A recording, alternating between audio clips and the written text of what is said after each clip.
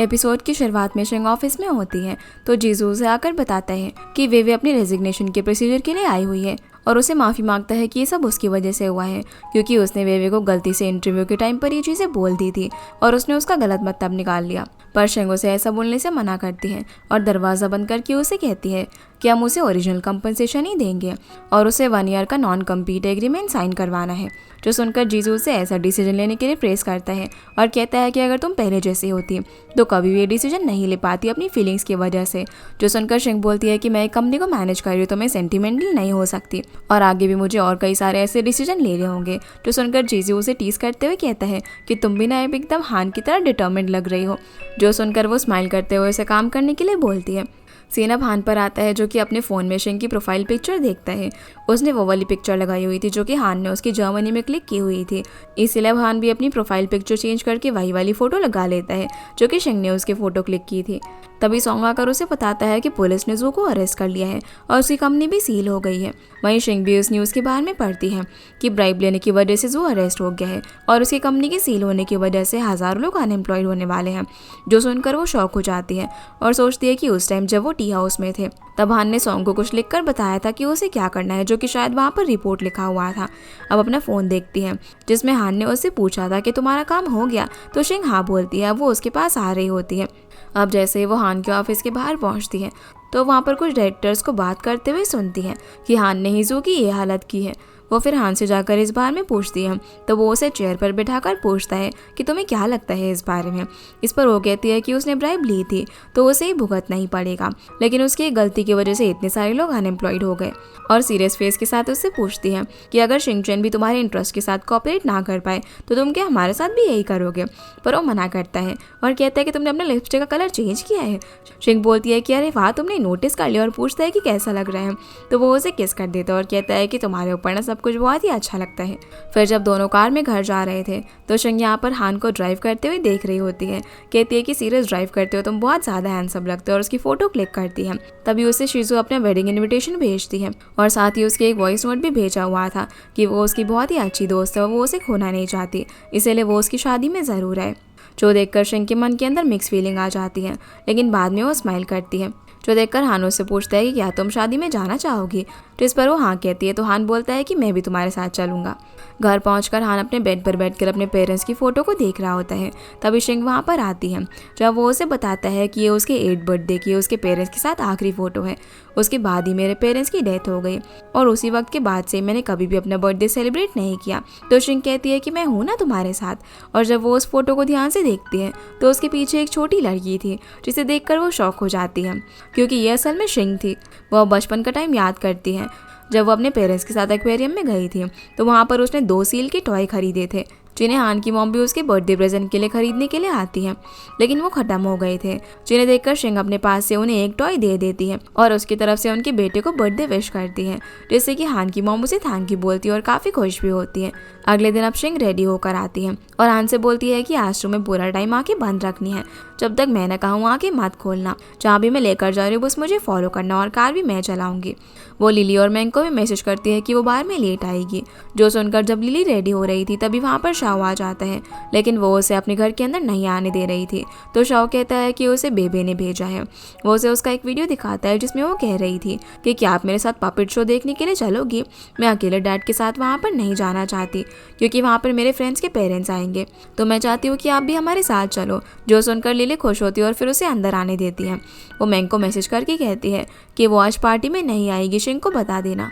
जिसके बाद हम शिंग को देखते हैं जो कि कार ड्राइव कर रही थी और हान आंखें बंद करके साइड में बैठा हुआ था। शिंग बोलती कि तुम जानना नहीं चाहते कि मैं तुम्हें कहाँ पर लेकर जा रही हूँ। तो हान कहता है कि मुझे तुम पर ट्रस्ट है। शिंग कहती है कि जब वो कॉलेज में थी तब वो ऐसे ही गेम खेलते थे जिसमें आंखें बंद करके कोई दूसरा हमें लीड करता था, लेकिन वहाँ पर मेरे टीममेट्स मुझे गिरा देते थे। लेकिन अब जब मैं आज का टाइम देखती हूँ, जब मैंने अपनी कंपनी शुरू की तब मुझे कुछ भी नहीं पता था, लेकिन तुमने मुझे काफ़ी अच्छे से गाइड किया, इसीलिए अब मुझे गिरने से भी डर नहीं लगता। मैं हर टाइम आंखें बंद करके तुम्हें फॉलो कर सकती हूँ। जिसकी ये बात सुनकर हान स्माइल करता है और कहता है कि वो कभी उसे गिरने नहीं देगा। शिंग फिर हान को लेकर एक्वेरियम में जाती है। वहाँ पर भी उसकी आंखें बंद ही थी और उसका हाथ पकड़कर वो उसे ले जा रही थी। वो उसी जगह पर उसे लेकर जाती है जहाँ पर उन्होंने वो फोटो क्लिक किया था। उसे आंखें खोलने के लिए बोलकर उसकी बचपन की फ़ोटो दिखाती है, जो देखकर हान बोलता है कि क्या तुम मेरे बचपन की मेमोरी शेयर कर रही हो।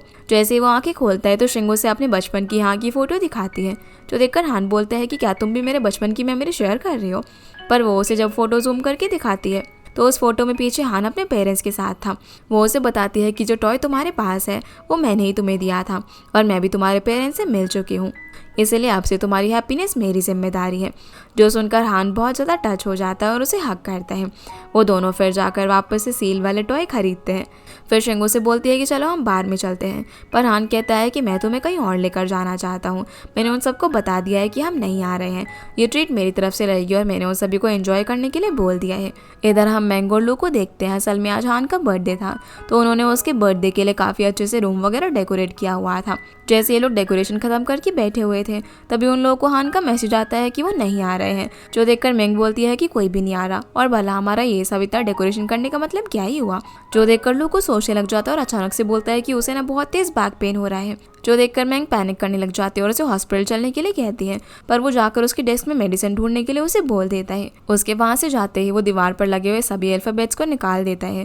जैसे ही मैंग वापस आती है तो वो उसे दिखाता है कि उसने वॉल पर आई लव यू मैंग लिखा हुआ था, जहाँ वो उसे बताने लग जाता है कि उसने लाइफ में पहली बार काम किया ये बार ओपन करके, जो सब कुछ उसके सपोर्ट की वजह से ही हो पाया। और मैंने जो अपना बार का नाम स्वीट एंड सार इसीलिए रखा हुआ है क्योंकि वो लेमन को रिप्रेजेंट करता है और मैंग का live streaming name sweet lemon है। ये सब बोलकर वो जैसे ही उसे कन्फेस करने वाला होता है कि वो उसे पसंद करता है, तभी मैंग उसके मुंह पर हाथ रखकर कह देती है कि ये तुम क्या कर रहे हो, हम दोनों तो फ्रेंड्स हैं ना, और अगर तुम्हें क्लोज आना है तो हम लोग ना ब्रदर एंड सिस्टर बन सकते हैं। ये बोलकर वहाँ से भागकर चली जाती है, जिसे देखकर लो को लगता है कि यार इसने क्या समझ लिया और गुस्सा होने लग जाता है। वहीं हान शिंग को लेकर उसी वॉन्टॉन शॉप के अंदर जाता है। जैसे उनके वॉन्टॉन आते हैं तो शिंग खाकर बोलती है कि ये तो बहुत ही ज़्यादा अच्छा है और मुझे तो यकीन ही नहीं हो रहा कि डोंगयांग का सीईओ यहाँ की वॉन्टॉन्स खाता है। तो हान उसे कहता है कि ये उसका एक सेफ हाउस है। जब उसके पेरेंट्स की डेथ हो गई थी तो वो स्कूल से वापस आते टाइम ड्राइवर के पास ना जाकर अकेले ही बाहर घूम रहा था, और जब वो इस वॉन्टॉन शॉप के पास आकर रुका तो उसे काफ़ी भूख लग रही थी। यहाँ के ओनर ने उसे फ्री में वॉन्टॉन खिलाए, जो कि उसकी लाइफ के सबसे टेस्टी वॉन्टॉन्स थे। इसलिए वो जब भी सैड होता है तो यहाँ पर वॉन्टॉन खाने के लिए आ जाता है। शिंग भी उसे कहती है कि मैं भी जब सैड होती हूँ तो सबको बताती हूँ, जिससे मुझे अच्छा फील होता है, और अब से तुम कोई भी डिफ़िकल्टी मुझसे शेयर कर सकते हो। तो हाँ ओके बोलता है। फिर वो उसे बताता है कि क्या तुम्हें वो शिंगटियान विलेज याद है, वहीं पर मेरे पेरेंट्स का एक्सीडेंट हुआ था और वहाँ पर ज़्यादा अच्छे मेडिकल रिसोर्सेज ना होने की वजह से मेरे पेरेंट्स की डेथ हो गई। मैं हमेशा यही सोचता हूँ कि अगर वहाँ पर फैसिलिटीज़ होती तो क्या मेरे पेरेंट्स आज भी जिंदा होते। इस पर शिंग कहती है कि इसीलिए तुमने कॉलेज में मेडिसिन की स्टडी की। तो बताता है कि इसीलिए उसने डॉक्टर क्लाउड बनाया, जिससे कि मेरी फैमिली की तरह और किसी को भी मेडिकल फैसिलिटी की वजह से अपनी फैमिली को खोना ना पड़े। जो सुनकर शिंग बोलती है कि तुम्हारे पेरेंट्स तुमसे बहुत ही ज़्यादा प्राउड होंगे, और कहती है कि अब से वो हमेशा उसके साथ ही रहेगी और उसका बर्थडे साथ में सेलिब्रेट करेगी। जो सुनकर वो खुश होकर वॉन्टॉन खाते हैं। दूसरी तरफ लिली शाओ से बोलती है कि बेबी अभी सो गई है तो मैं घर जा रही हूँ। जहाँ शाओ से आज के लिए थैंक यू बोलता है, पर लिली कहती है कि तुम्हें बोलने की ज़रूरत नहीं है, मैंने सिर्फ बेबी के लिए किया। इस पर शाओ कहता है कि मैं पहले के लिए सॉरी हूँ, और वो जितना हो सके उतना ही उससे अपनी लाइफ के बारे में शेयर करेगा। कहता है कि तुम देख सकती हो कि मेरी लाइफ में कोई और लड़की नहीं है, सिर्फ बेबी है। वो उसे अपने फ़ोन का पासवर्ड भी बता देता है और कहता है कि मेरे फ़ोन के इमरजेंसी नंबर में भी तुम्हारा ही नंबर है। जो सुनकर वो स्माइल करते हुए कहती है कि तुम्हारे पास तो बहुत सारी ट्रिक्स हैं। लेकिन शाओ बोलता है कि ये सब मैं दिल से कह रहा हूँ और उसे किस करने वाला होता है। पर लिली टर्न होकर यहाँ से स्माइल करते हुए चली जाती है। फिर हम शिंग और हान को घर पर देखते हैं, जहाँ पर शिंग उसे अपने बनाए हुए कार्ड्स देती है, जिसे हान पढ़कर कहता है कि और उसे जब भी शिंग से कुछ चाहिए हो तो उन कार्ड का यूज़ करके वो उसे हेल्प मांग सकता है। उसके अंदर बहुत सारे कार्ड्स होते हैं कि अगर उसे कुछ भी शिंग से करवाना तो वो उन कार्ड्स के जरिए उसे बता सकता था। जो देखकर वो बहुत ज़्यादा खुश होता है और दोनों यहाँ पर साथ में काफ़ी अच्छा टाइम स्पेंड करते हैं। अगले दिन लिली और शिंग साथ में ऑफिस आ रहे होते हैं, जहाँ पर लिली उससे पूछती है कि क्या तुम शिजू की वेडिंग अटेंड करोगी, जिस पर वो हाँ बोलती है, और उसके पूछने पर वो बता देती है कि वो हान के साथ आएगी। जो सुनकर लिली खुश होते हुए शाओ को टेक्स्ट करके पूछती है कि क्या वो उसकी फ्रेंड की वेडिंग में उसके साथ चलेगा, जिस पर वो भी हाँ बोल देता है और उससे पूछता है कि वो कौन सी कलर की ड्रेस पहनेगी, क्योंकि वो दोनों ट्रेनिंग करेंगे। वो बहुत ही ज़्यादा स्माइल कर रही थी तो शिंग उसे अपने एक्सप्रेशंस कंट्रोल करने के लिए बोलती है। लेकिन जैसे ही वो लोग ऑफिस में एंटर करते हैं कि क्या ये रियल है, पर शिंग उसे बोलता है कि शिंग इस टाइप की पर्सन नहीं है। जो सुनकर लिली उससे पूछती है कि किस बारे में बात कर रहा है वो, लेकिन वो बहाना बनाकर वहाँ से चला जाता है। और बाकी एम्प्लॉयज भी शिंग को देखकर बातें बना रहे थे, जो सुनकर वो तो अपने कैबिन में चली जाती है और लिली शेंग से पूछती है कि क्या हुआ है। तो वो उसे बताता है कि वेवे ने सभी एम्प्लॉयज को मैसेज किया है कि उसके साथ जो हुआ वो सब कुछ उनके साथ भी हो सकता है। हालांकि मैं जानता हूँ कि शिंग ऐसी नहीं है, लेकिन इससे दूसरे एम्प्लॉयज को फर्क पड़ रहा है। जो सुनकर लिली कहती है कि तुम जानते हो शिंग अभी भी इम्प्रूव करके अच्छे से काम कर रही है और वो इसको भी अच्छे से हैंडल कर लेगी। वो अब शिंग के पास जाकर उसे बोलती है कि उसे इस बार में कुछ करना पड़ेगा। तभी जीजो आकर उन्हें बताता है कि वेवे ने एक पोस्ट डाला है ये कहते हुए कि वो उसके साथ कंपनी की शुरुआत से है, लेकिन उनकी बॉस ने उन्हें बिना कुछ शेयर्स के उस कंपनी से बाहर निकाल दिया, जिसे पढ़कर शिंग बहुत ज़्यादा गुस्सा हो जाती है और खुद उसकी पोस्ट का रिप्लाई करने के लिए टाइप करने लगती है, क्योंकि सभी लोग उसे काफ़ी सपोर्ट कर रहे थे। लेकिन रिप्लाई को सबमिट करने से पहले वो वेवे के साथ बिताए हुए टाइम को याद करती है। तभी उसे हान का कॉल आता है, जो उससे पूछता है कि क्या तुम ठीक हो।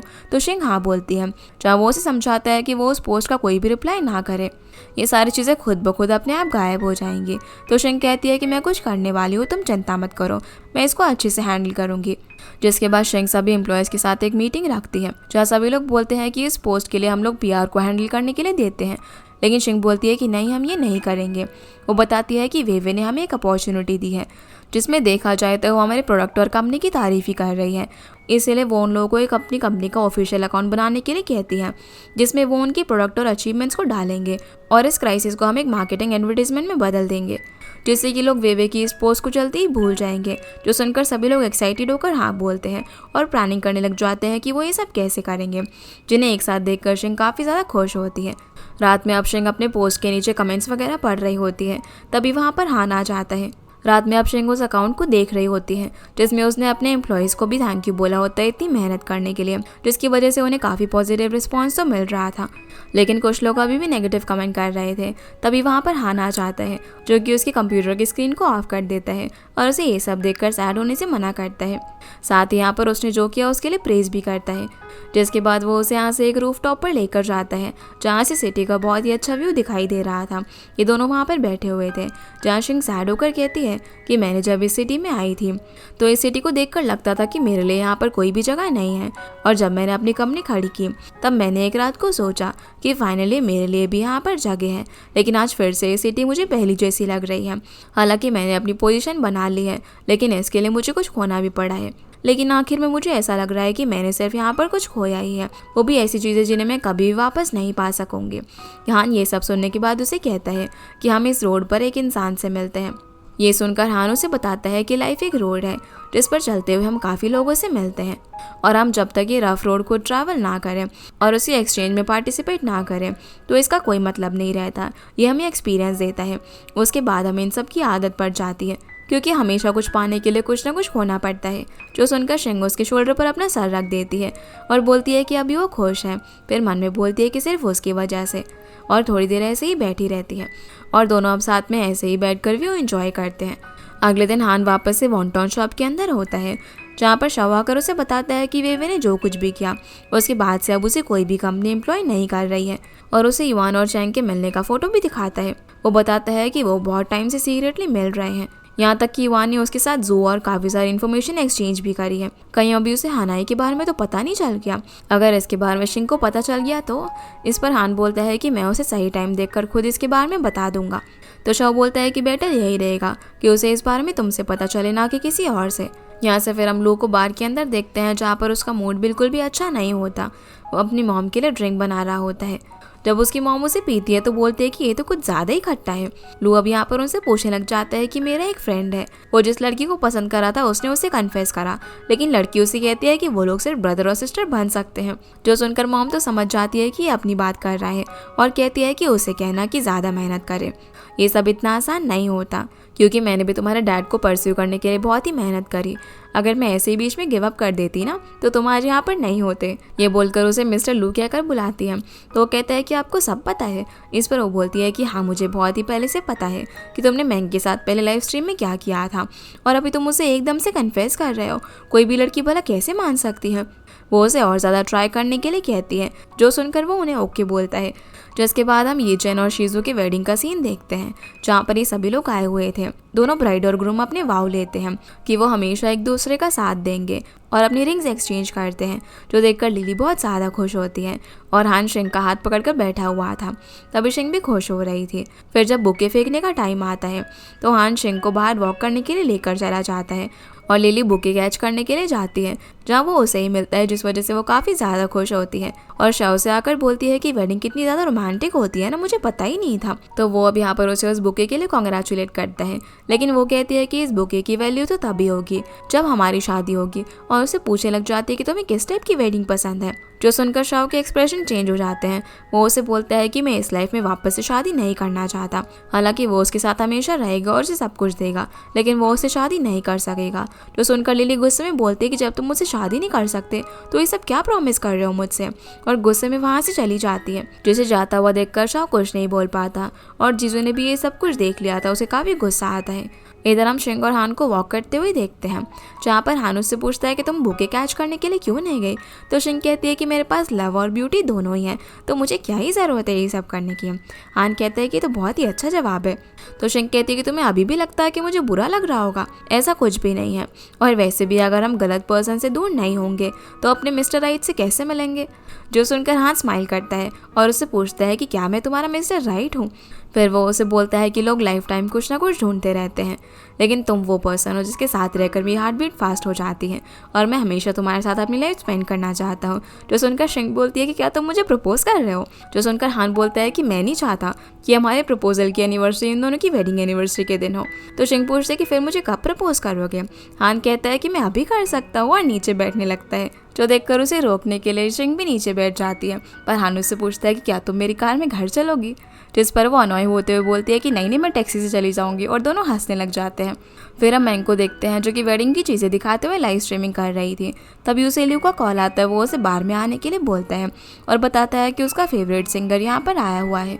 जो सुनकर वो फटाफट से बार में पहुँच जाती है, जहाँ वो सिंगर को देखकर बहुत ही ज़्यादा खुश हो रही थी। जहाँ लो उसे बताता है कि तुम्हें ये पसंद है ना, इसीलिए मैंने उसे यहाँ पर बुलाया है, लेकिन वो उसे शांत होने के लिए कहती है और बोलती है कि तो टीवी से भी ज़्यादा अच्छा दिखता है। ये सुनकर लो थोड़ा सा अनॉय होकर बोलता है कि मुझे तो ऐसा नहीं लगता। तो मैंगो से फिर से शांत होने के लिए कहती है, जिससे वो और ज़्यादा अनॉय हो जाता है। अब जैसे ही वो अपना गाना ख़त्म करता है तो मैंगो उसके पास फ़ोटो खिंचाने के लिए चली जाती है और लू को उनका पिक्चर लेने के लिए बोलती है, लेकिन वो उन दोनों के साथ में फ़ोटो क्लिक करने के बजाय अपनी सेल्फी क्लिक कर लेता है। जैसे वो सिंगर चला जाता है तो मैंग फ़ोटो को देखकर बोलती है कि तुमने और पिक्चर क्यों नहीं ली। तो लोग गुस्से से उससे पूछता है कि क्या तुम उसे पसंद करती हो, पर मैंग कहती है कि नहीं, मैं तो सिर्फ उसे अपना आइडल मानती हूँ। इस पर वो पूछता है कि फिर ये बताओ कि तुम्हें कैसे लड़के पसंद है और हमारे बीच कोई चांस है क्या। पर मैंग बोलती है कि तुम तो कभी भी किसी को भी सपोर्ट करने लग जाते हो, जैसे कि उस दूसरे लाइव स्ट्रीमर को, इसीलिए अभी तो कोई चांस नहीं है, और गुस्सा होकर वहाँ से चली जाती है। सीन अब यहाँ से लिली पर आता है, जो कि बहुत ज़्यादा ड्रंक होकर अपने घर पर वापस आती है। उसके घर के बाहर शव बैठा हुआ था। वो लिली से बोलता है कि वो अपने बिहेवियर के लिए सॉरी मांगता है।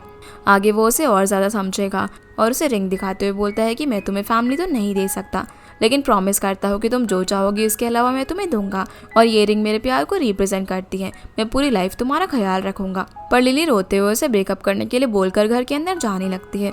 तो शव चिल्लाकर कहता है कि भला प्यार को मैरिज से ही दिखाने की क्या ज़रूरत है, लेकिन लिली कुछ भी नहीं बोलती और चली जाती है, जिस वजह से शव भी सैड होकर यहाँ से चला जाता है। अगले दिन अब हम युआन और एक पर्सन मिस्टर जो को बात करते हुए देखते हैं, जहाँ वो कह रहा होता है कि अभी शिंगचंग को सीरीज ए फाइनेंस मिलने वाला है, इससे वो और भी ज़्यादा अच्छा करेंगे, इस बार में हमें कुछ करना चाहिए।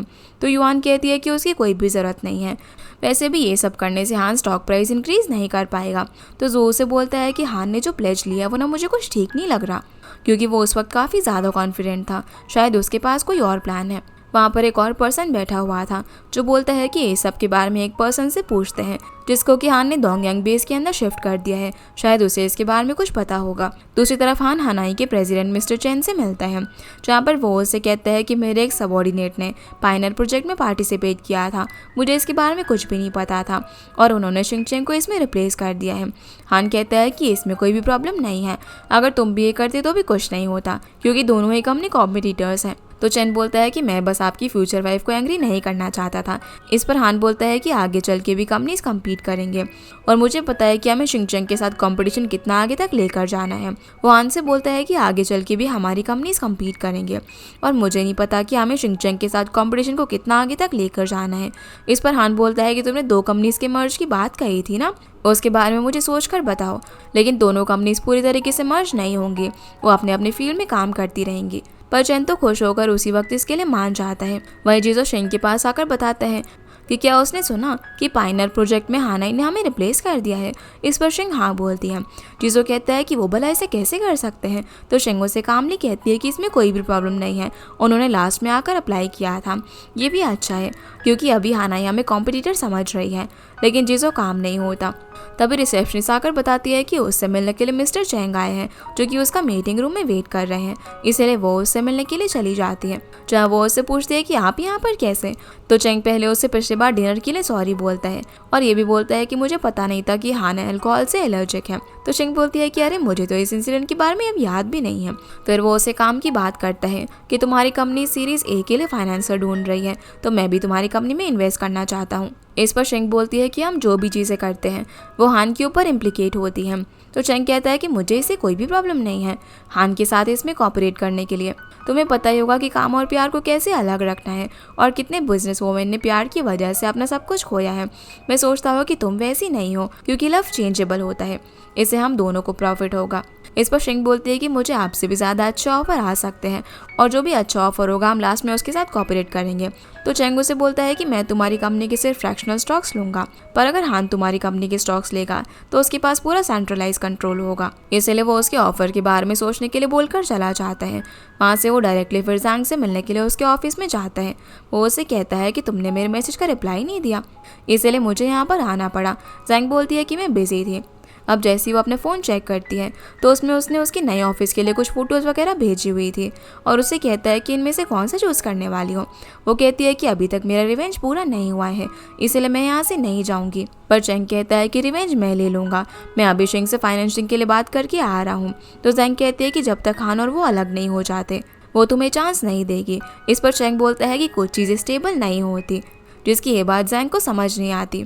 जिसके बाद हम चीज़ों को देखते हैं वो जैसे लिली के कैबिन में जाता है तो उसे सैड देखकर उसे कहता है कि क्या वो उसके साथ मूवी देखने के लिए चली गई। एक कॉमेडी मूवी आई है जिसके लिए वो मान जाती है। लेकिन जब ये दोनों मूवी देखने के लिए जाते हैं तो शाओ की किसी इमरजेंसी की वजह से वो चीज़ों को अकेला छोड़कर चली जाती है, जो देखकर वो बेचारा फिर से सैड हो जाता है। लिली अब एक बार में शाओ के पास जाती है जहाँ के वेटर ने उसे कॉल किया था क्योंकि शाओ के फ़ोन पर उसका नंबर इमरजेंसी कॉन्टैक्ट्स में सेव था। वो बहुत ज़्यादा ड्रिंक करके वहाँ पर पड़ा हुआ था, इसीलिए अब लिली उसे घर चलने के लिए उठाने लग जाती है। शाओ से बोलता है कि हम दोनों साथ में जाते हैं। शाओ उसे देखकर फिर से उसके साथ होने के लिए बोलता है तो लिली बोलती है कि ठीक है, लेकिन कल चलकर मुझसे शादी कर लो। जो सुनकर वो शांत हो जाता है तो लिली उसे बोलती है कि मैं तुम्हारे लिए डेजिग्नेटेड ड्राइवर बुला दिया है, तुम उसके साथ घर चले जाना, और खुद उसे छोड़कर चली जाती है। फिर हम चीज़ों को देखते हैं जो कि रात में ऑफिस आता है। असल में जो नई एम्प्लॉय आई हुई थी उसका नाम जोंग था। उसने उसे वहाँ पर बुलाया था जब वो ओवरटाइम काम कर रही थी, तो उसका फोल्डर अचानक से वहाँ से गायब हो गया था, इसीलिए इस प्रॉब्लम को सॉल्व करने के लिए उसे बुलाया था। जब वो उसकी प्रॉब्लम को सॉल्व कर रहा था तो वो उसे स्माइल करते हुए देख रही थी।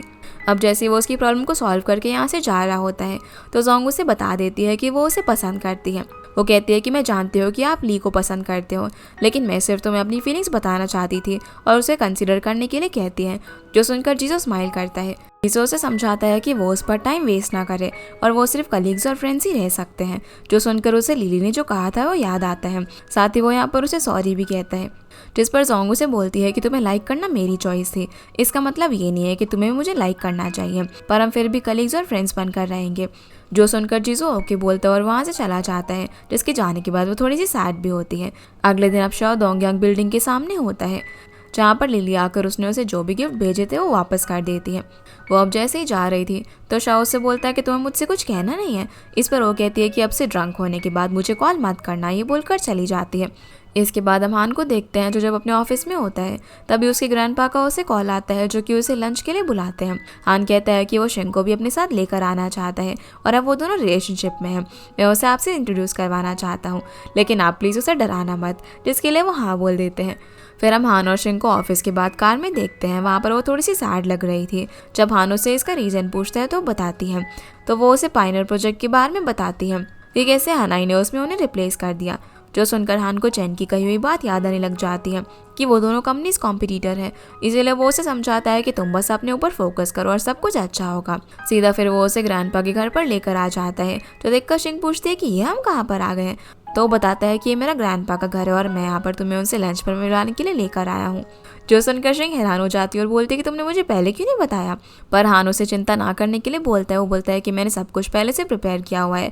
फिर वो उसे एक बॉक्स देता है जिसके अंदर इयररिंग्स से। ये देखकर वो काफ़ी खुश हो जाती है क्योंकि ये इयररिंग्स हान ने जो उसे पहले नेकलेस दिया था उससे मैच कर रहे थे। अब जब वो उन्हें पहन लेती है तो हान उसे बोलता है कि मैं तुम्हारे पेरेंट्स से मिल चुका हूँ, इसीलिए मैं भी तुम्हें अपने ग्रैंडपा से मिलवाने के लिए लेकर आया हूँ, ताकि अगर आगे कुछ भी हो तो तुम रिग्रेट ना कर सको। जो सुनकर वो स्माइल करती है और बोलती है कि तो फ्यूचर में पता चलेगा कि रिग्रेट कौन करता है। फिर दोनों अंदर जाते हैं जहाँ पर उन्हें बाहर ही लो की मॉम में हान मिल जाती है। वो शिंग से मिलकर उसे प्रेस करती है और कहती है कि मैंग ने मुझे तुम्हारे बारे में बहुत कुछ बताया था, लेकिन तुम तो फोटो से भी ज़्यादा सुंदर हो।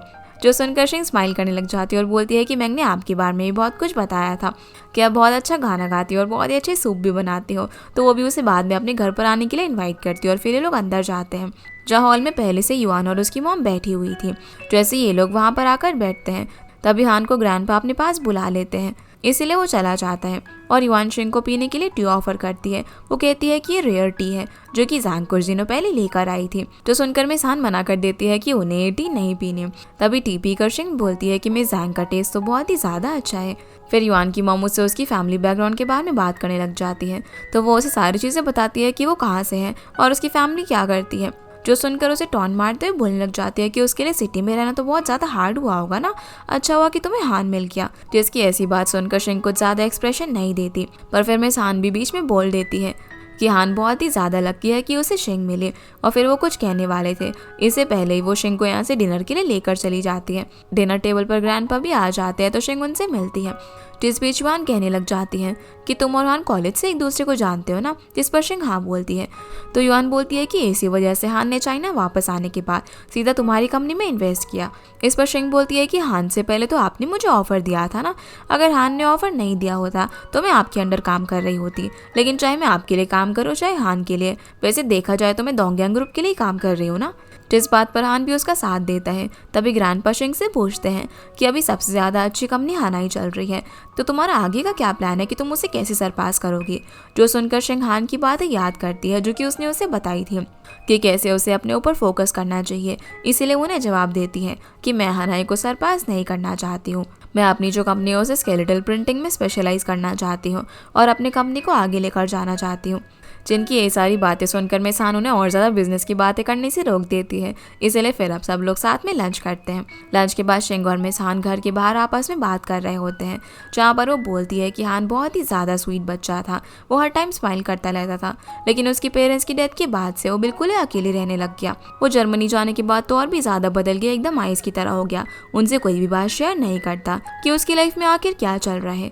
जो सुनकर शिंग बोलती है कि मैंने भी पूछने का ट्राई किया, लेकिन शायद वो हमें साथ नहीं करना चाहता, इसीलिए वो हमें उन चीज़ों के बारे में नहीं बताता।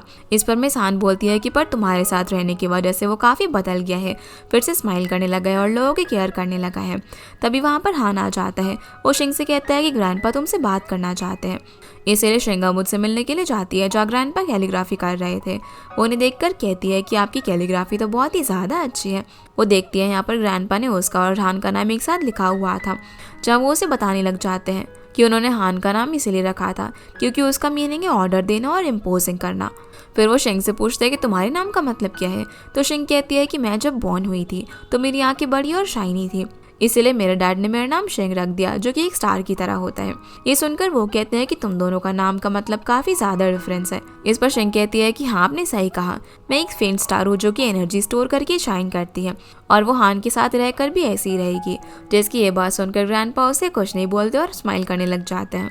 इसके बाद जब हान और शिंग वापस जा रहे थे तो शिंग कहती है कि ये लंच नहीं बल्कि एक एग्जाम की जैसा लग रहा था, जैसे वो सवाल पूछ रहे थे। वो उसे बताती है कि कैसे ग्रैंडपा ने उसका और हान का नाम एक साथ लिखा हुआ था। इसका मतलब कि वो उसे ज़्यादा हेट नहीं करते और उन्होंने कहा कि वो अगली बार उसे कैलीग्राफी करने के लिए देंगे। इसका मतलब वो अभी भी कुछ देखना चाहते हैं और उससे सेटिस्फाइड नहीं है। जो सुनकर हान बोलते हैं कि अरे वाह, तुम तो मेरे ग्रैंडपा को काफ़ी अच्छे से समझ गई हो।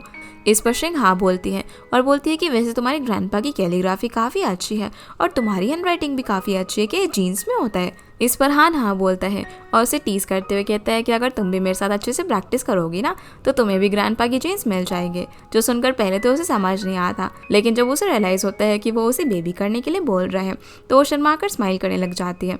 घर पहुंचकर अब शिंग बेड पर लेटकर हान की बचपन की फोटोज देख रही थी जो कि उसे लू की मॉम ने भेजी थी। हान भी उस वक्त शावर लेकर आता है तो वो उसे उसकी फ़ोटोज़ दिखाती है।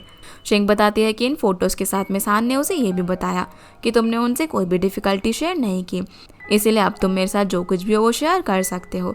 जो सुनकर हान अपने ग्रैंडपा की बातें याद करता है जो कि आज उन्होंने उससे कही थी कि शिंग एक स्टबन और स्मार्ट लड़की है, लेकिन तुम दोनों की पर्सनैलिटी और सब अलग है, जिसकी वजह से तुम साथ आए हो, लेकिन शायद इसकी वजह से तुम लोग आगे अलग होगे। और मुझे ये बताओ कि अगर तुम दोनों के बीच में झगड़ा हुआ तो तुम दोनों में से स्टेप डाउन कौन करेगा। हान कहता है कि मैं करूँगा और बोलता है कि वो उनकी रिलेशनशिप को एडजस्ट कर लेंगे। जो सब सोच कर वो शिंग को हनाई के बारे में बताने ही वाला होता है, पर तभी शिंग उसे चेंग का मैसेज दिखाती है कि वो उसकी कंपनी में इन्वेस्ट करना चाहता है।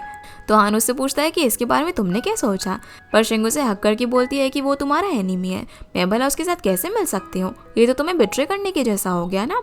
ये बोलकर वो शार लेने के लिए चली जाती है और हान भी उसकी कही हुई बात के बारे में सोचने लग जाता है, क्योंकि वो भी एक तरीके से शिंग की कॉम्पिटिटर हनाई के साथ काम कर रहा था, जो जानकर शायद शिंग को बिल्कुल भी अच्छा ना लगे।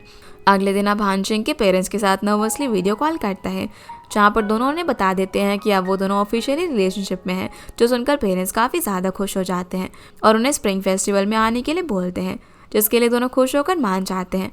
सीन अब युआन पर आता है, जिसके पास उसका असिस्टेंट आकर बताता है कि हनाई कंपनी का सीईओ चेन और हान जर्मनी से एक दूसरे को जानते हैं।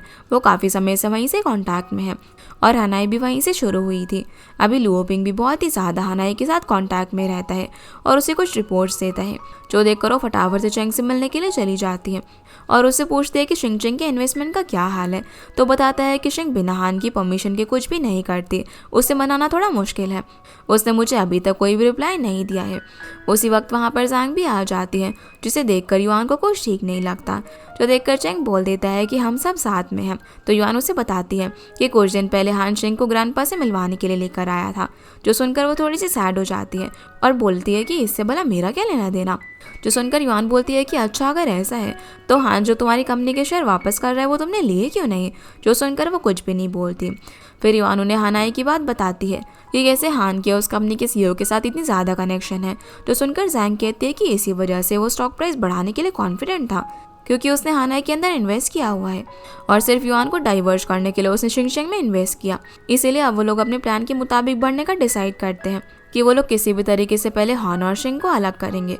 अब अगले सीन में हम देखते हैं कि पाइनर प्रोजेक्ट का एग्जीबिशन होता है, जहाँ पर जीजो और लिली शिंग के साथ थे। वो कहते हैं कि हानाई ने सच में बहुत ही ज़्यादा अच्छा किया है। तो शिंग स्माइल करते हुए कहती है कि उनकी तरफ ध्यान देने की जगह हमें ब्राइट साइड पर ध्यान देना चाहिए, कि इस बार हमें एग्जीबिशन के लिए बड़ा बूथ मिला है। तभी उसके सामने जैंग आ जाती है और शिंग से अकेले में बात करने के लिए बोलती है, इसीलिए वो उसे बात करने के लिए बाहर चली जाती है, जहाँ पर वो शिंग से बोलती है कि तुमने मुझे हरा दिया। तो शिंग बोलती है कि हमारी कंपनी सेम प्रोडक्ट नहीं बनाती है, तो भला हमारा किस बात का कंपटीशन है। जैंग बोलती है कि वो हान के साथ बचपन से रही है, लेकिन अभी भी उसकी तरह बात नहीं कर सकती, पर तुम कुछ महीनों में एकदम उसकी तरह बोल रही हो। इस चीज़ में तुमने मुझे बीट कर दिया। जिसकी ये बात शिंग स्माइल करते हुए सुन रही थी। तभी जैंग उससे बोलती है कि तुम्हें सच में लगता है कि तुम हान को अच्छे से जानती हो। उसने तुमसे पहले ही हनाई के अंदर इन्वेस्ट किया हुआ है और तुम तो सिर्फ उसका चारा हो। जो सुनकर शिंग थोड़ा सा गुस्से में कहती है कि ये हान का बिजनेस है अगर उसने हनाई के अंदर इन्वेस्ट किया है तो। पर जैंग कहती है कि वो शिंग चेंग को आगे फ्यूचर में रहने देगा या फिर डिस्ट्रॉय कर देगा, ये उसकी मूड पर डिपेंड करता है और वो तुमसे कितना प्यार करता है इस पर भी कि तुम उसे कैसे प्लीज करोगी, क्योंकि अगर तुमने उसे अनॉय किया तो पता नहीं क्या होगा। तुम्हें क्या लगता है कि तुम्हारी जैसी लड़की को क्यों पसंद करता है? तुम्हारी सिंप्लिसिटी की वजह से। जिसकी ये सारी बातें सुनकर शिंग के मन में मिक्स फीलिंग्स आ जाती हैं, क्योंकि उसे तो अभी तक ये पता ही नहीं था कि हान उसे इतने सालों से पसंद करता है। इसीलिए वो भी अब जांग की बातों के बारे में सोचने लग जाती है कि कहीं वो सच में सिर्फ बिजनेस की वजह से तो उसके क्लोज नहीं आया। वो घर जाकर सैड होकर इन सब बातों को याद करते हुए स्ट्रॉबेरी खा रही थी। जैसे ही हान शावर लेकर आता है तो शिंग से पूछता है कि तुम इतनी सैड क्यों लग रही हो। इस पर वो बोलती है कि हाना ही हमसे काफ़ी आगे है, पता नहीं हम कभी उन्हें कैचअप कर पाएंगे या फिर नहीं। तो हान कहता है कि इस बारे में मत सोचो, तुमने भी कहा था ना कि तुम्हारा उसके साथ कंपटीशन नहीं है। शिंग बोलती है कि हाना ही 5 साल पहले शुरू हुई थी और आगे वो अगर हमसे और भी ज़्यादा बड़ी हो गई तो शिंगचन डिसअपेयर हो जाएगी। पर हान उसे हक करके कहता है कि मुझे पता है कि तुम्हारे लिए शिंगचन क्या है, मैं उसे प्रोटेक्ट करूँगा। तो शिंग उससे पूछती है कि क्या तुम मुझसे प्यार करते हो, जिस पर हान पूछता है कि तुम्हें क्या लगता है कि प्यार क्या होता है। तो हान पूछता है कि तुम्हारी प्यार की डेफिनेशन क्या है। इस पर वो बोलती है कि मेरे लिए प्यार वो है कि अगर मैं ना रहूं तो तुम भी मेरे बिना ना जी पाओ और मेरे लिए मरने के लिए तैयार हो जाओ। पर हान कहता है कि मैं प्यार को ऐसा नहीं समझता, मेरे लिए प्यार का मतलब है एक मैच, और प्यार कोई नोबल वर्ड नहीं है। एक परफेक्ट मैच होने के लिए बहुत ही टाइम और वैल्यू लगती है। लेकिन शिंग को ये सब कुछ समझ नहीं आता। वो उससे कहती है कि वो शावर लेने के लिए जा रही है और उसके ऐसे जवाब सुनकर सैड होकर चली जाती हैं, जहाँ पर हान को भी समझ नहीं आता कि आखिर वो ऐसी बातें क्यों कर रही है। और इसी के साथ ये एपिसोड यहीं पर ख़त्म हो जाता है। तो गाइस ये थी आज की वीडियो एंड होप आप लोग को ये वीडियो पसंद आई होगी। तो इस वीडियो को लाइक कर चैनल को सब्सक्राइब जरूर कीजिएगा। आपसे फिर मिलते हैं इस ड्रामा के अगले एपिसोड में, तब तक के लिए गुड बाय।